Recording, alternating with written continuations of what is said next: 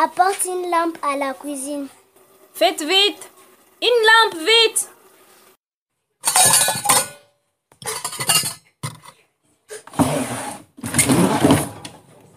Il fait noir! Dans l'est de la République démocratique du Congo, plus précisément dans la province du Nord Kivu, les populations vivent au quotidien avec une double peine, les affres de la guerre et le fardeau de l'obscurité. Vivre dans le noir, c'est le quotidien de millions d'habitants nord-kivusiens. Je n'ai pas encore fait mon devoir. Il fait trop noir. Mais le courant est parti. Les infrastructures électriques, déjà fragiles avant les conflits, sont aujourd'hui les premières victimes des affrontements armés qui secouent la région depuis des décennies. En novembre 2023, la deuxième ligne de moyenne tension de la société Virunga Énergie a été endommagée par des combats entre les rebelles du M23 et l'armée congolaise. La ville de Goma et ses environs est restée plongée dans le noir et des activités économiques sont restées paralysées. Des ateliers, des usines ne fonctionnent plus normalement par manque d'électricité en permanence. Les hôpitaux privés d'électricité ne peuvent plus assurer des soins de qualité. Les opérations chirurgicales sont reportées. Les incubateurs ne fonctionnent plus et les médicaments nécessitant une chaîne de froid se détériorent. Dans un récent dossier de la radio-télévision Victoire Horizon, publié en octobre 2024, cette radio alerte sur les dysfonctionnements des structures de santé dans la partie sud du territoire de Lubero. En RDC, moins de 15% de la population a accès à l'électricité.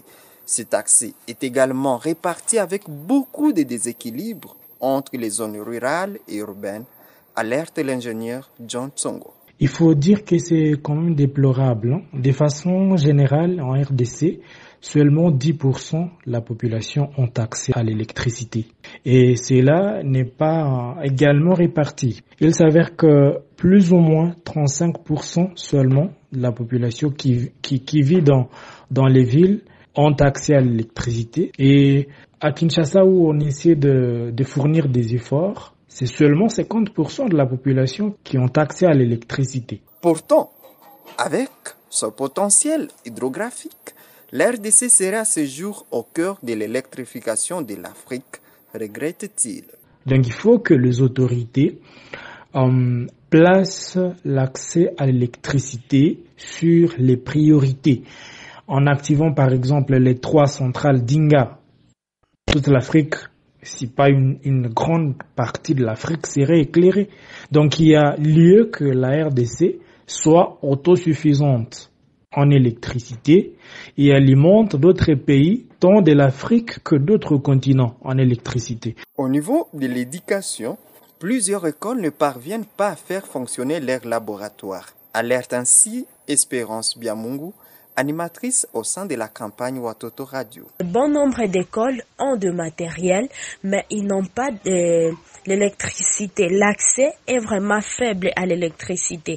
Vous allez voir, il y a les enfants qui sont là à l'école, mais accèdent au labo juste soit une fois le mois, une fois même par trimestre, voyons. Pour Espérance, la RDC doit faire le nécessaire pour que le projet Grand Inga se concrétise. Ces méga-projets visent à mettre en place une série de barrages sur le fleuve à proximité des chutes d'Inga afin de produire de l'électricité à grande échelle. Les projets des Grands Inga, par exemple, ces projets visent à construire l'un des plus grands barrages hydroélectriques au monde, capable de fournir l'électricité non seulement en République démocratique du Congo, mais aussi à d'autres pays africains. Alors cela pourrait créer des milliers d'emplois et stabilité. Donc il y a des projets que notre gouvernement a commencé, mais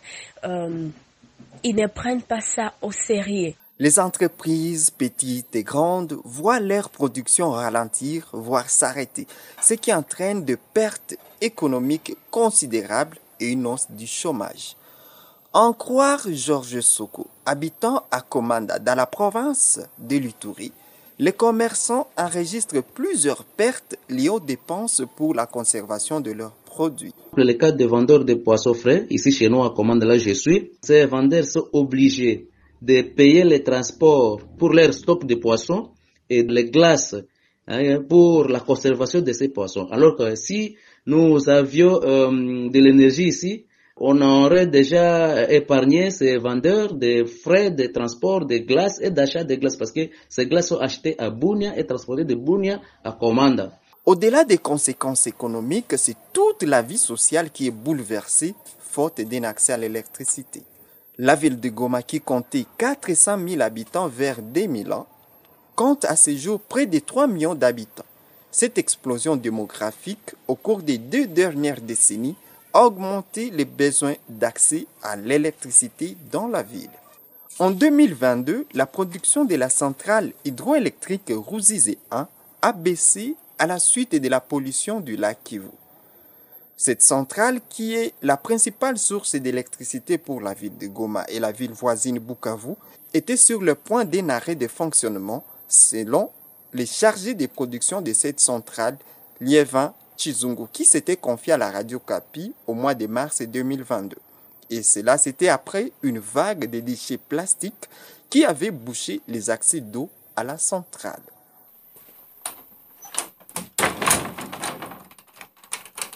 Depuis Goma, Daniel Makassi pour Tété Mazingira Podcast. Apporte une lampe à la cuisine. Faites vite!